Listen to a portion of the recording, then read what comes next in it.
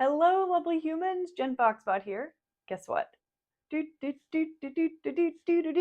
project alert. Oh yeah! Wow! Close up. It's a little blurry and kind of hard to read, so I'll just tell you about it.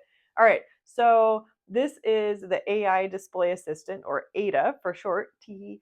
And what I got it to do is call the OpenAI API, aka we're putting ChatGPT on this little ESP. Hey, that rhymed. So check out the Hackster tutorial. I'll include a link in the video where I show you how to call the OpenAI API on little devices like this and how to do prompt engineering, or basically like how do we get the AI model to do what we want. Cool. So I built a project that shows me fun facts and inspiring quotes to make the life a little bit brighter, more full of joy. And I really liked this one.